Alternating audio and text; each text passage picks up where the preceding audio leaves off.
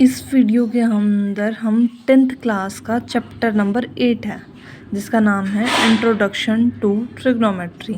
इसमें हम ट्रिग्नोमेट्री के इंट्रोडक्शन के बारे में पढ़ेंगे। ओके, तो ट्रिग्नोमेट्री होता क्या है? सबसे पहले कोई लंबी चौड़ी राम गाथा नहीं है।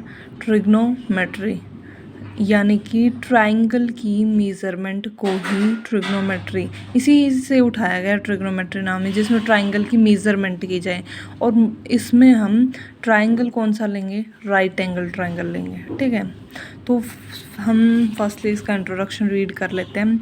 You have already study about triangles in particular right triangles in your earlier classes. Let us take some examples from surrounding where the right angles can image to be formed, for instance whatever जो भी है।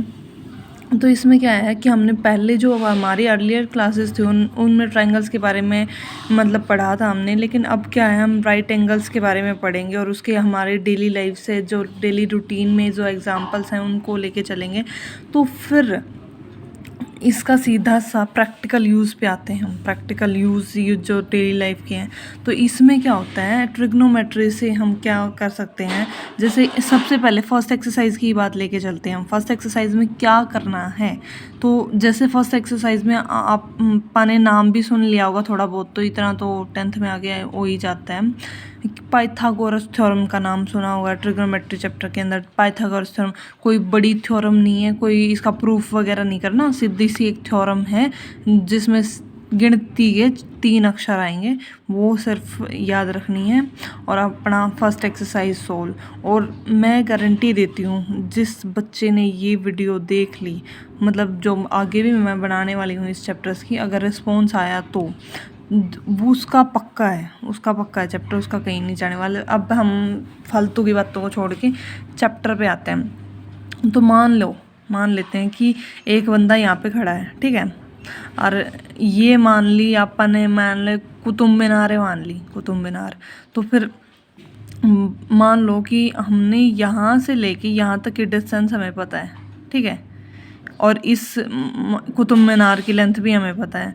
तो अगर मैं यहाँ से खड़े होके इसके ऊपर वाले हिस्से को देख रही हूँ, तो ये लेंथ ये थोड़ी है तू एक बंदा यहाँ पे खड़ा होकर फीता पकड़ दे यार मैं यहाँ से नाप लूँगा इसको, ऐसे थोड़ी। इस मतलब वैसे तो हम नाप तो सकते हैं सिर्फ फीता लेके, लेकिन क्यों नापना? हमारे पास थ्योरम्स हैं, हमारे पास मैथ्स है, मैथ्स और किस काम के लिए है।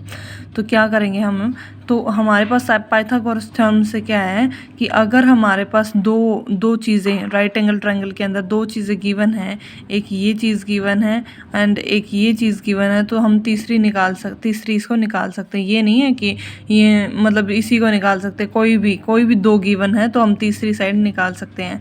और अगर मतलब प्रॉपरली 2 गिवन नहीं है बट उनके बीच में कुछ रिलेशन हमें पता है, तो भी हम जैसे एक गिवन है और दूसरी का कुछ रिलेशन गिवन है और तीसरी गिवन ही नहीं है, कुछ भी नहीं पता उसका, तो भी हम निकाल सकते हैं। बहुत सारे वेज हैं, लेकिन इसमें फर्स्टली हमें क्या है, 2 चीज़ें मोस्टली गिवन मिलेंगी। एक आधा क्वेश्चन होगा जिसमें रिलेशन वगैरह वाला सिस्टम मिलेगा, बाकी हमारे पास ये चीज़ें 2 चीज़ें गिवन होगी, तीसरी हमने पाइथागोरस थ्योरम से निकाल देनी है। सिर्फ यही है इस एक्सरसाइज के अंदर और कुछ भी नहीं है।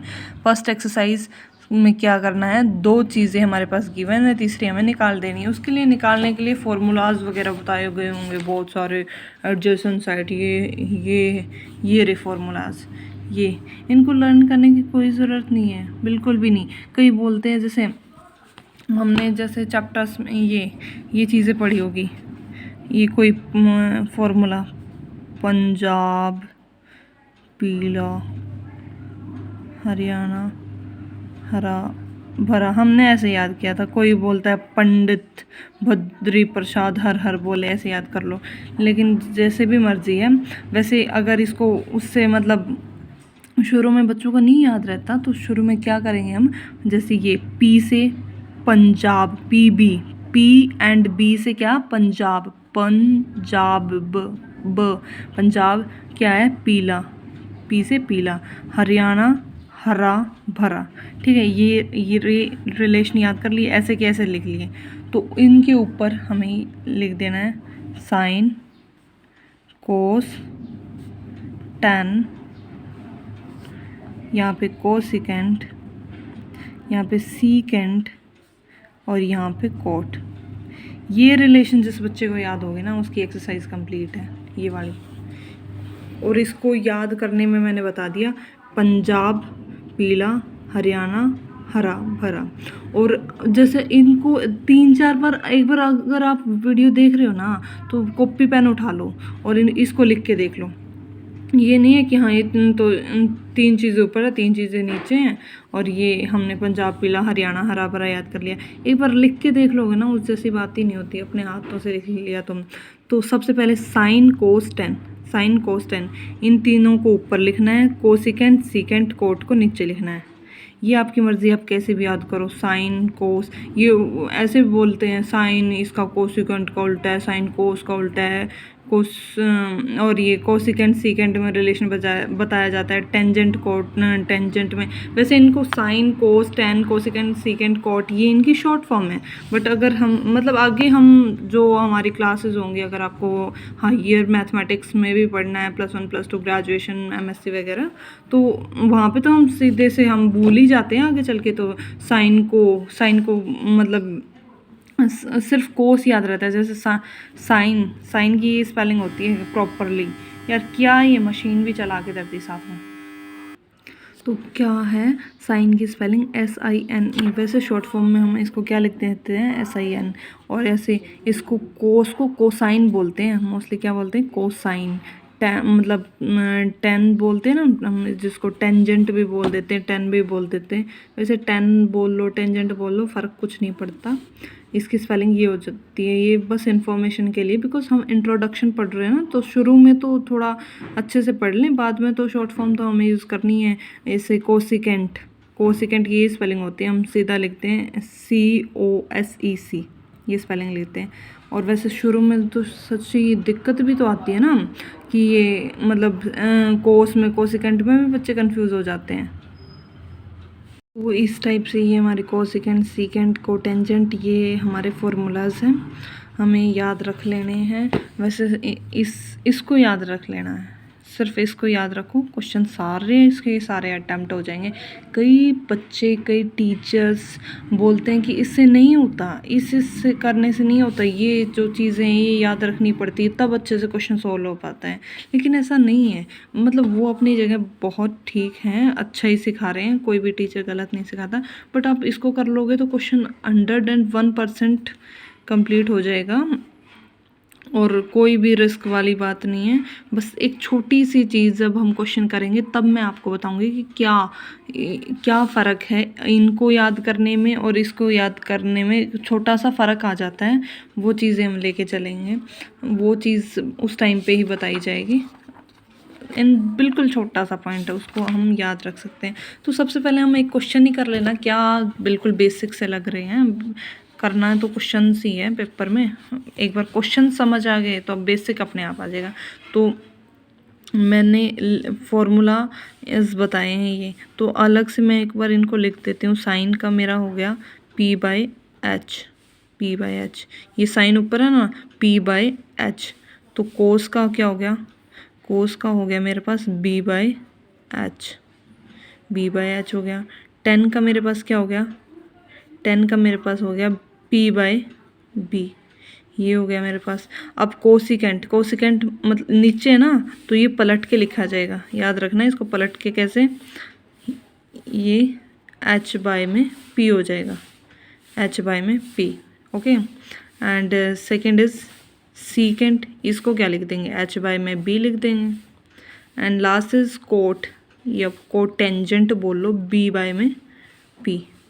This is okay. तो अब सीधा हम क्वेश्चन पे आते हैं। एक बार लाइन लगा लें क्वेश्चन करने के लिए। मेरे पास गिवन है, given 10A = 4/3, find the other trigonometry ratios of the angle A। तो क्वेश्चन पढ़ते ही मेरे दिमाग में क्या आना चाहिए? क्वेश्चन पढ़ते ही मैंने आपको बताया था, इसमें हम ट्रायंगल के बारे में पढ़ रहे हैं। ट्रायंगल की जो हमारे पास 2 साइड गिवन होती हैं, उसमें इसमें भी दी हुई हैं 2 साइड, और तीसरी हमें निकालनी है। तीसरी निकाल ली। तो जैसे ट्रायंगल है, ट्रायंगल मैंने ले लिया, ये ट्रायंगल ले लिया मैंने, ओके। ये राइट एंगल ट्रायंगल है, राइट एंगल ट्रायंगल है। यहाँ पे कोई भी एंगल ए बी सी जो भी एंगल का नाम दिया होता है वहाँ पे, जो भी एंगल का नाम दिया होता है वो यहाँ पे लेना होता है, समझ गए। ये मतलब इन्होंने बोला है ना कि 10A मतलब ए एंगल यहाँ पे लिया जाएगा, यहाँ पे। आप कंफ्यूज मत हो ना कि ये मैंने तो इस साइड बना दिया। देखो एक सेकेंड, ये साथ में दिख जाएगा, हाँ दिख तो जाएगा। ये देखो मैंने तो ये इस साइड बना दिया, इसमें बुक में ऐसे बना हुआ, यहाँ पे मतलब ये लगेगा ऐसे एंगल दिखाने के लिए, बाकी कोई प्रॉब्लम नहीं भी लगाओगे तुम। तो आपको अगर बनाना है तो आप इसको ऐसे भी बना सकते हो, अगर बुक वाला बनाना है। ऐसे मैं जब 10th में थी ना, मैं शुरू में मेरे को मैथ्स का तभी शौक हुआ था, तो मैं उस टाइम में थोड़ा कन्फ्यूज़न हुई, बुक में तो ऐसे बना रहे हैं, टीचर ऐसे बना रहे हैं, तो ऐसे कुछ नहीं होता, चाहे इस साइड बना लो चाहे इस साइड। यहाँ पे ये 90 डिग्री का एंगल होता है, इसीलिए इसको राइट एंगल ट्रायंगल बोलते हैं। क्या होता है, ये 90 डिग्री का एंगल बनता है, जहाँ पे खड़ी लाइन पे जो एंगल बनता है वो 90 डिग्री का होता है। और यहाँ पे लेना है तो एंगल ए यहाँ पे ले लो, ठीक है। तो सबसे पहले हमें गिवन क्या है कि हमारे पास 10A 4/3 है। सबसे पहले 10 का फॉर्मूला मैंने क्या बताया, P/B। कितना गिवन है मेरे पास, 4/3 गिवन है, तो मैंने 4/3 ले लिया, ओके। 4/3 ले लिया। अगर जैसे एक होता है कि क्वेश्चन करने का तरीका होता है, क्वेश्चन करने का, तो अगर हम लिखना चाहें, जैसे मैंने तो इसमें P/B लिख दिया, तो अगर हम इसकी साइड्स के साथ लिखना चाहें, साइड्स के साथ जैसे कैसे देखते हैं। ये मेरे पास मैंने ट्रायंगल बना लिया अकॉर्डिंग टू दिस क्वेश्चन, बना लिया, ठीक है। ये मेरे पास राइट एंगल है, बिकॉज क्या है, राइट एंगल में होगा तभी तो ये ट्रिग्नोमेट्री निकालेंगे हम। तो एंगल ए मैंने यहाँ पे ले लिया, एंगल ए मैंने सबसे पहले याद रखना, एंगल ए यहाँ पे क्यों लिया, यहाँ पे वही एंगल आएगा जिसके बारे में पूछा गया होगा। 10 अगर यहाँ पे बोलता है ना 10B, तो मैं यहाँ पे B लेती, ठीक है। और B मेरा यहाँ पे आ गया राइट एंगल पे, C ऊपर चला गया, ठीक है। उससे कोई फ़र्क नहीं पड़ता कि आप इनको उल्टा सुल्टा ले रहे हो, इससे फ़र्क पड़ता है कि हम यहाँ पे कौन सा एंगल ले रहे हैं, इससे बहुत इफ़ेक्ट पड़ता है, ठीक है। तो ये मैंने इसको मैं कैसे लिख सकती हूँ, परपेंडिकुलर क्या है मेरा, परपेंडिकुलर सबसे पहले ध्यान रखना, जो हमारा खड़ा होता है वो परपेंडिकुलर होता है, P खड़े वाला क्या होता है, परपेंडिकुलर। जो सीधा खड़ा है, सीधा खंबा जो खड़ा है वो परपेंडिकुलर होता है। ये क्या होता है, बेस होता है, ये क्या होता है, बेस होता है। और ये क्या होता है, हाइपोटेनियस। कोई हिंदी मीडियम का स्टूडेंट अगर वीडियो देखे तो इसको बोलते हैं लंब, और इसको बोलते हैं आधार, बेस को बोलते हैं आधार, और इसको बोलते हैं जो टेढ़ा पड़ा हुआ होता है, हाइपोटेनियस को हिंदी में बोलते हैं कर्ण, ओके। तो इनके अकॉर्डिंग मैं साइड लिख लूँ। P क्या है मेरी, P की साइड BC है ना, BC परपेंडिकुलर की साइड क्या है, BC इक्वल है BC अपॉन में B क्या है मेरा, बेस की साइड क्या है, AB। ये तो मैंने बेस बताने के लिए लिखा था, ये B इनमें कंफ्यूज मत हो जाना। ये AB है बेस की साइड, A एंड B। तो मेरा बोलने का तरीका ये क्या था कि हमारा लिखने का तरीका होना चाहिए, इसके लिए मैंने क्या किया, इनकी साइडों को लिख दिया। P की साइड क्या है, परपेंडिकुलर की साइड क्या है, परपेंडिकुलर ये है ना मेरा, तो BC है, इसकी CB भी लिख लेना। कोई कन्फ्यूज़न हो कि हम CB लिख दे तो गलती से, कोई फ़र्क नहीं पड़ता, ओके। एंड B बेस की मेरी साइड क्या है, AB है, तो AB लिख दिया। 4/3 मेरे पास गिवन था, given 10 equals to 10 equals to 4/3 दिया हुआ है। सबसे पहले 10 का फॉर्मूला लिखा, उसके इक्वल्स टू में 4/3 पुट कर दिया, और सीधा बोला हुआ find the other trigonometry ratios of angle A के ट्रिग्नोमेट्री रेशियोज फाइंड आउट करने हैं। अगर ये बोलता ना एंगल C के फाइंड आउट करो, तो मैं पता है क्या करती, तो इस C एंगल को मैं यहाँ पे लेके आती A की जगह, और A को ऊपर भेज देती, तब फाइंड आउट होते। अब इसने क्या बोला है, और अगर इसने बोल दिया होता 10A इक्वल है this and find the other trigonometry ratios of angle C, तो मेरे दो ट्रायंगल्स बनते, दो ट्रायंगल्स बनाते। दूसरे ट्रायंगल्स में सिंपल सा छोटा सा चेंज ये कर देती कि दूसरा ट्रायंगल सेम टू सेम ऐसे बनाया मैंने, और वहाँ बस ये C लिख दिया और ये A लिख दिया। जो मैं बता रही थी ना आपको कि एक छोटा सा चेंज है, वो यही चेंज है कि हम दूसरे जो पॉइंट बोला हुआ होगा, जिस जोन से एंगल निकालने के लिए बोला हुआ होगा, जैसे एंगल ए निकालने के लिए बोला तो ए यहाँ लिखा जाएगा, एंगल सी निकालने के लिए बोला तो सी यहाँ पे लिखा जाएगा इस पॉइंट पे, ठीक है। और अगर आप ऐसे कि ऐसे ये फार्मूलाज याद करते हो, डायरेक्ट ये फार्मूलाज याद करते हो, तो ये आपको देखने की ज़रूरत नहीं है ए कहाँ लिखा जाएगा, सी कहाँ लिखा जाएगा। बट मेरे को ऐसा लगता है बच्चे ये ज़्यादा मतलब याद रखने में खुश नहीं होते। वो सोचते हैं कि ये तो छोटी सी बात याद रखनी ना, जौन सा एंगल पूछा गया उसी को नीचे लिख दिया, जौन सा एंगल पूछा गया उसी को नीचे टेप दिया, बस यही बात है ना। तो इसलिए मैंने ये चीज़ करवाई। बाकी आगे अगर मैं वीडियो डाल लूँगी, मेरे को कुछ भी छोटा सा भी एक बंदे का भी रिस्पॉन्स मिलता है तो मैंने तो सारा ही कराना है, फिर तो अपन रटना ही नहीं है।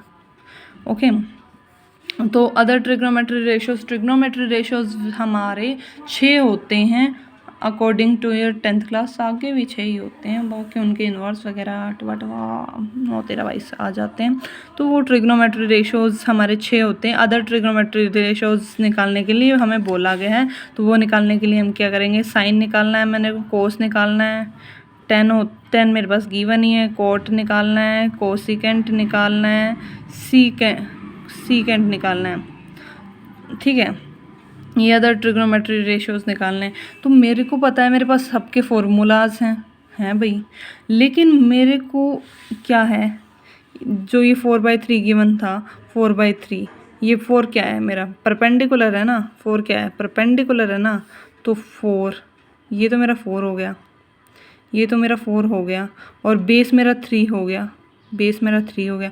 तो मेरे को तो हाइपोटेनियस भी चाहिएगा ना, जैसे इसमें चाहिए, इसमें चाहिए, इसमें चाहिए, इसमें चाहिए, हाइपोटेनियस भी चाहिएगा। उसके लिए मेरे को क्या निकालना पड़ेगा, पाइथागोरस थ्योरम लगानी पड़ेगी। पाइथागोरस थ्योरम मेरी क्या कहती है, हाइपोटेनियस का स्क्वायर इक्वल होता है परपेंडिकुलर के स्क्वायर के प्लस बेस के स्क्वायर के।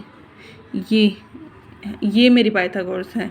लिखने के तरीके से जो हम एग्ज़ाम में लिखते हैं ऐसे लिखेंगे, यूजिंग पाइथागोरस थ्योरम, और फिर ऐसे लिखेंगे। इनको पूरी स्पेलिंग लिखो ना, हाइपोटेन्यूस का स्क्वायर, परपेंडिकुलर का स्क्वायर प्लस बेस का स्क्वायर, ये तो ज़्यादा इम्प्रेशन पड़ता है। और फिर उसके बाद हम इनकी वैल्यूज़ पुट करें, वो तो हमारा लिखने का तरीका मैं बाद में समझाऊंगी। फ़िलहाल क्वेश्चन को देखते हैं। हाइपोटेन्यूस का स्क्वायर, तो हाइपोटेन्यूस मेरे पास गिवन ही नहीं है, तो एच का एच छोड़ दो, या कुछ नाम देना नाम दे दो, लेकिन कोई फ़र्क नहीं पड़ता, आप एच का एच भी छोड़ते हो तो। और परपेंडिकुलर क्या है मेरा, 4 है ना, तो 4 का स्क्वायर कितना हो जाएगा, 16 बेटा, 16 प्लस बेस का स्क्वायर 3 का स्क्वायर 9, कितना हो गया ये 25 इक्वल है एच के स्क्वायर के। बट मेरे को तो एच निकालना है, वो एच का स्क्वायर नहीं निकालना, तो ये स्क्वायर सबसे बड़ी बात आप आगे जाके कंफ्यूज होते हो, एच का स्क्वायर इक्वल्स टू है 25।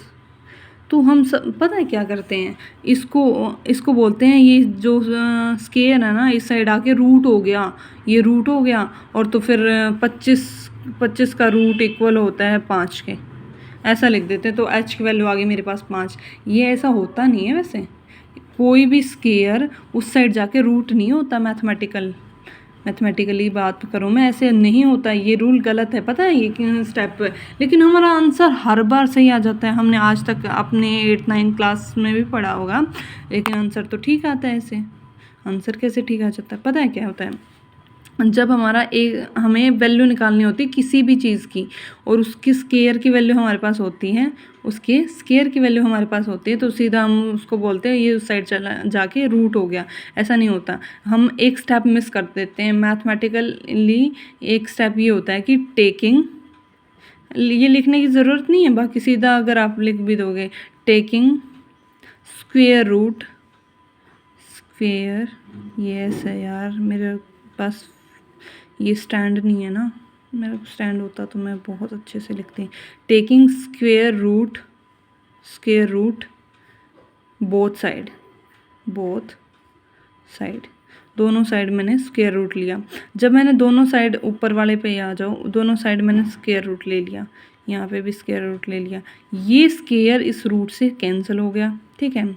तो h की वैल्यू मेरे पास आ गई √25। √25 इक्वल होता है मेरा 5 के, किसके इक्वल होता है? 5 के इक्वल होता है। तो ये मेरी 5 आ गई मेरी। तो अब ये सारे ट्रिग्नोमेट्री रेशो में पुट कर दो। साइन की वैल्यू p/h। परपेंडिकुलर क्या है मेरा? सबसे पहले 4 है, 4 बाय में h की वैल्यू क्या है? 5। साइन ये आ गया मेरा। कोस क्या आएगा? बेस की वैल्यू 3 है, 3 बाय में 5,